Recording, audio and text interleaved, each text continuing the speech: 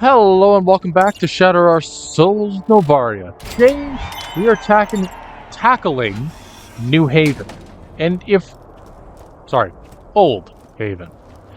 And if there was ever an episode on this general channel that was a montage of me getting my butt kicked, this would be it. Old Haven, for lack of better terms, is the second to last big uptick in difficulty for the entire game.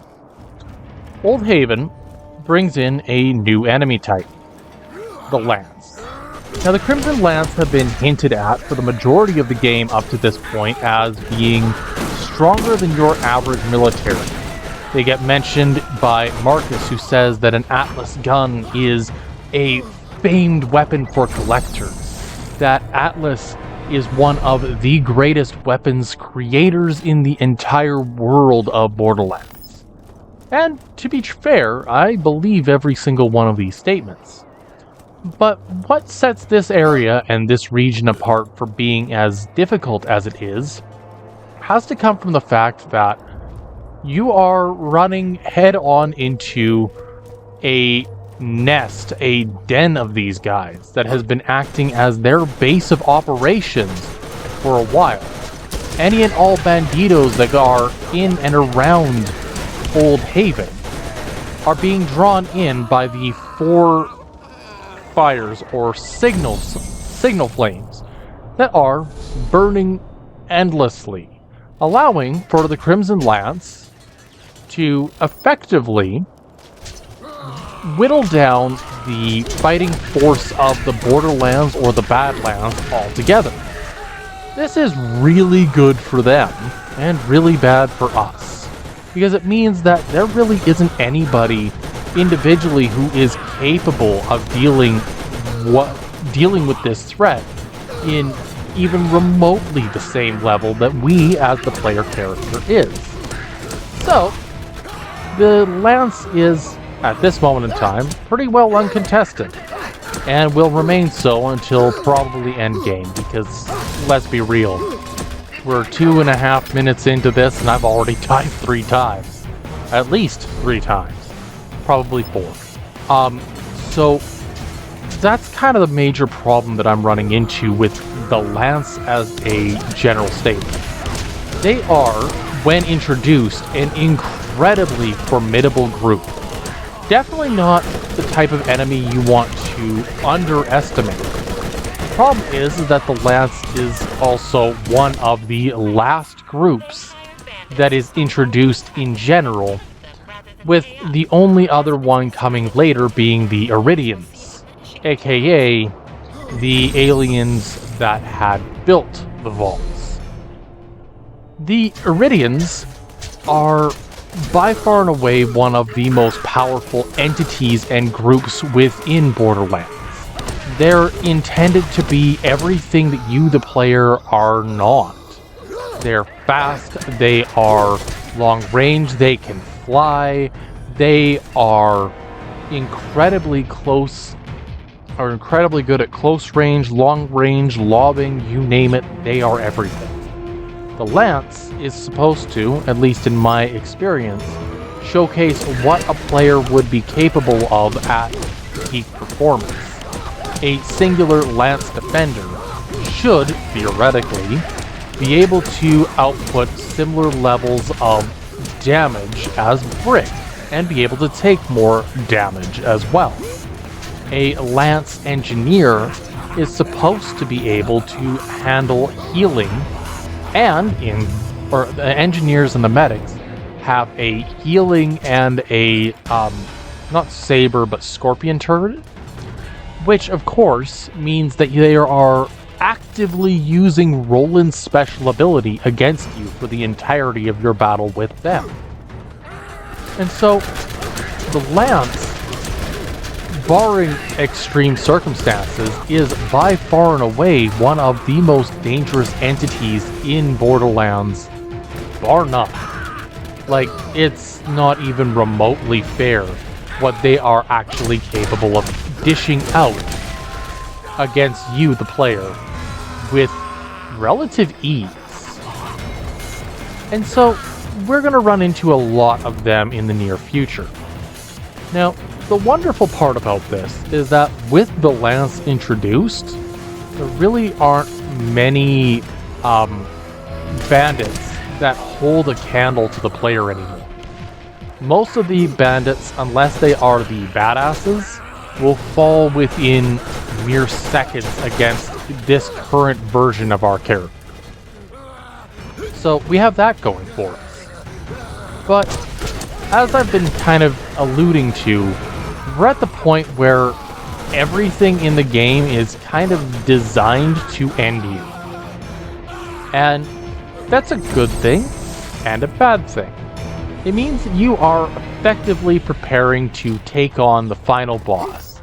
This last uptick will make you feel all the more powerful as you blitz your way through Borderlands' final arc, if you will. I always kind of equate video games to this 3-act structure, where games have this inherent this is what's going on at this point, this is what's going on at this point, so on and so forth.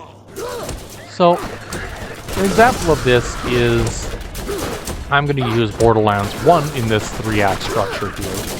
You have the opening, which lasts until beating Sledge, mid-game, which lasts until beating Crom, and endgame, which lasts until the defeat of the final boss.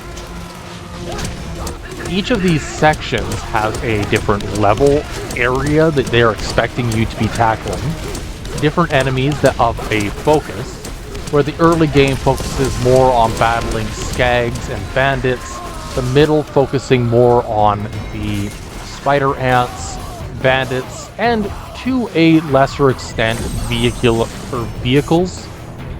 The end game focuses heavily on bandits in the early portion of it, as well as the Crimson Lance and the Iridians, effectively showcasing everything all at once over each section of the game, getting far more potent, more powerful the longer you play.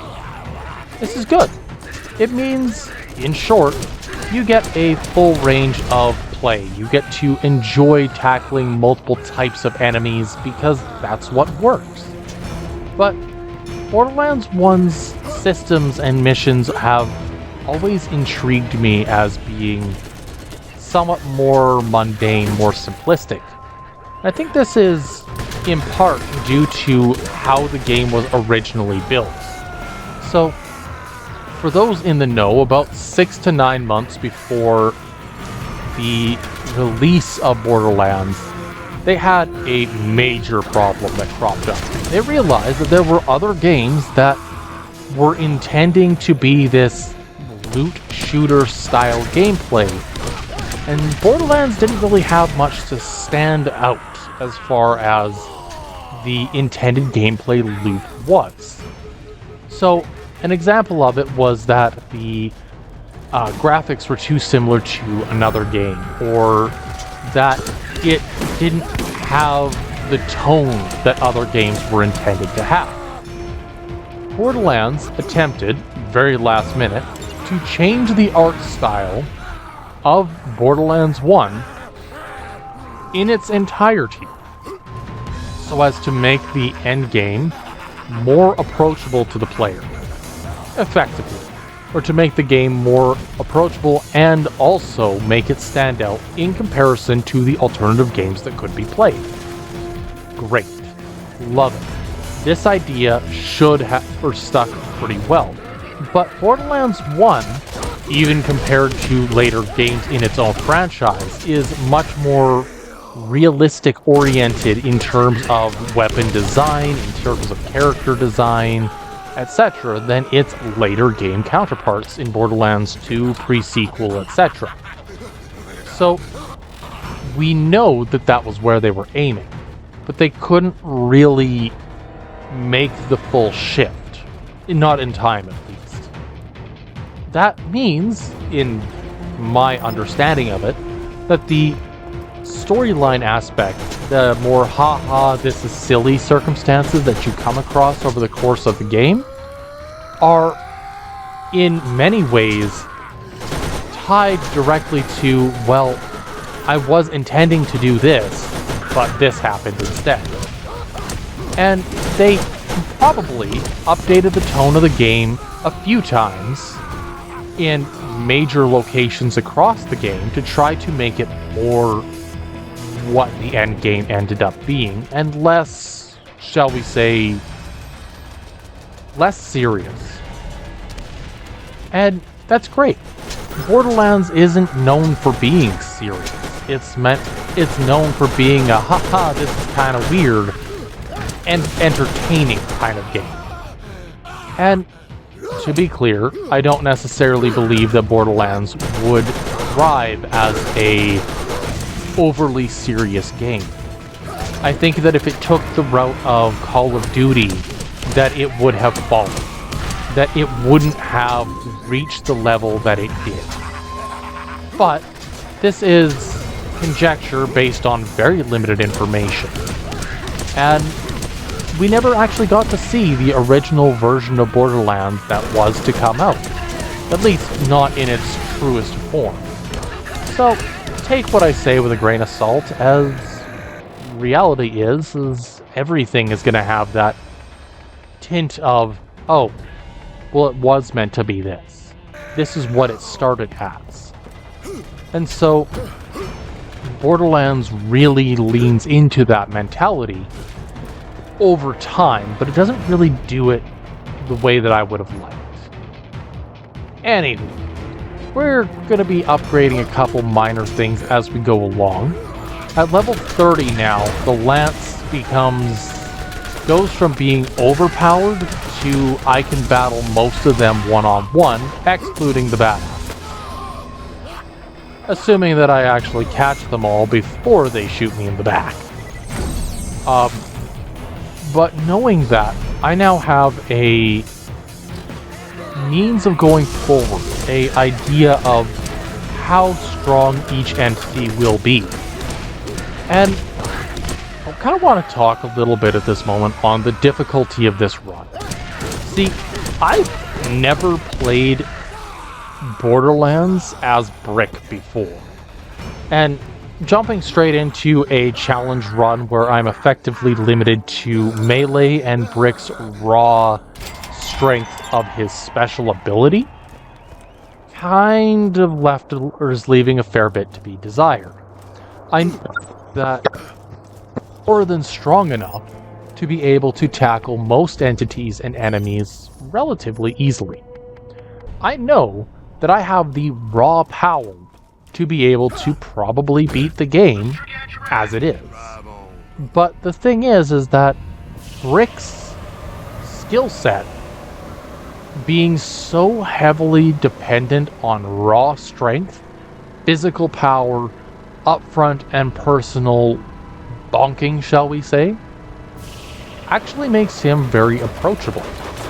Because his skill set is so, I don't want to call it mundane, but simplistic compared to some of the later characters that were envisioned in Borderlands, he is approachable. Any player could theoretically use him to a reasonably high degree, because his skill set is about healing, it's about being a tank, it's about taking explosive damage, and showcasing just why you, the character, are as powerful as you are. Perfect. So, that's great. I like that. I think that's perfectly fine. But we run into this kind of in-between circumstance where he could be stronger. He doesn't need to be, but he could be. And most entities in the game are falling to him way faster than I ever anticipated. An example of this being the case is in the form of fighting I suppose would be the third major boss of the game, the Roid Rage Psycho in Sledge's safe house. This entity was intended to be a high-end DPS monster at close range. how come I one-cycled him with Brick's raw strength? Cool. Brick is strong. Moving on, he beat this behemoth in one go. Sledge, same thing. One-Eyed Jack, same thing. Reaver, same thing. And it's becoming a bit more of a pattern than I would personally like. And I think part of it becoming this pattern is the fact that Brick's design is inherently opposing the game's initial intent of being a long-range style game. Because I'm struggling less as Brick than I did as Roland. And Roland has a somewhat similar kit as far as the ability trees go, being focused more so on healing and somewhat on the raw power aspect. Brick is just slightly more up close and personal and less reliant on guns. Which, great, I think that Brick deserves to have something all his own. But it makes me question if I overestimated the difficulty of this challenge. Because outside of a couple major entities, such as Mad Mel, or I guess the Crimson Lance themselves, there really hasn't been much in the form of extremely high-end challenge. Not to the degree I was expecting, at least. I expected that battling against the Crimson Lance was going to be the norm. That every entity, every enemy was going to absolutely end me. Anywho, we're going to finish off the Circle of Death, I believe it's called. The bandit version. Effectively, we're going to be doing this arena until we beat rounds 2 and 3. And the point of doing these rounds right now is we're at a point where they're doable. Maybe not easy by any means, but it's guaranteed to be possible. So I figure now that it's possible to beat these things, let's get them out of the way before they cause me too much of a headache. Because the last thing I want to do is run into this when it's way too late and steamroll it. Because that just does not feel as interesting or inviting to me as a player who generally enjoys a challenge. I'm somebody who wants to play games that are difficult because playing a difficult game helps me engage. So that's kind of my point and perspective at this moment in time. Now, reality is that I'm going to be running in with a lot of minor problems over the next little bit.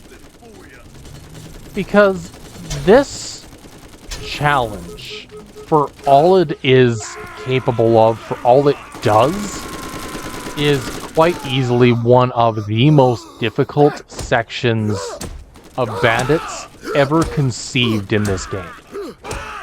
Now, the reason I want to bring that up is because in my prior runs, that was by far and away one of the biggest problems that I ran into.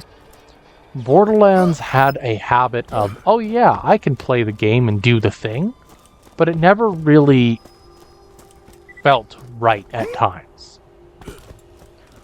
Borderlands, or this particular challenge, ramps up the enemy difficulty to an absurd degree. And if it wasn't, run up to the most absurd degree already, you also have to realize that being in the wrong place at the wrong time is a death sentence in this particular challenge. Because if I happen to be in a bad piece of cover against a badass bruiser who has a high-end assault rifle, well, what are my options? Continue hiding or run into the lead wind and hope to God that I don't die? Generally speaking, I have to run headfirst into the lead wind because what else can I do as Brick? Brick's design means in some circumstances, such as this one, I will end up in a circumstance where my only hope is to run head on. And that's kind of disappointing. It's kind of difficult. And sure, absolutely, could I definitely wait out the enemies a little bit longer? Sure. But that's not entertaining. So, running head on into the lead wind, so to speak, is going, or has been, and will consistently be a problem of mine. I apparently need to know or learn how to actually play the game. Running head on into gunfire is a surefire way to get shot. Anywho, we're in the Circle of Slaughter round 3, and this one focuses very heavily on badasses, specifically badass bruisers. Now, some characters are designed to be able to handle these entities more reasonably. An example being Lilith with the SMG focus. An SMG that can blast out 13 to 20 bullets per second into these guys' heads will melt their armor and defense in moments, making them easily a much more easy to defeat and readily opposed opponent compared to a lot of other entities in Borderlands. Ow. But the problem that I run into with this is that my character choice generally doesn't like SMGs. I am much more for the pull the trigger to fire a bullet kind of guns. My specialty ends up being around shotguns and single-shot revolvers as a general statement. I like the feel of them, I like how they play, and it's just kind of what works for me. Now, if I were to go with something more dramatic, like a masher revolver, I'd be pretty okay. But, again, mashers are a little bit of a rarity within Borderlands' overall design. So, what else could we use? And the answer is effectively nothing. Everything is going to have a sort of habitual nature to it. Each weapon is designed around certain aspects. It happens to be that single-shot weapons are really good at targets with open weak points, such as snipers or revolvers that can do really good headshot damage. But weapons that have high-end fire rate, especially with half-decent enemy, high-end fire rate, high-end damage output, that's going to make a huge difference when dealing with entities like bruisers and badasses in general, because the moment that they expose themselves to being attacked in a more traditional manner is the moment that they've lost. There is nothing that they can do against you once you decide to open up and duke it out with them under those circumstances. You know, I don't think I've ever seen a badass bruiser walk out of those before. It's kind of derpy. So that's kind of the point I want to get at.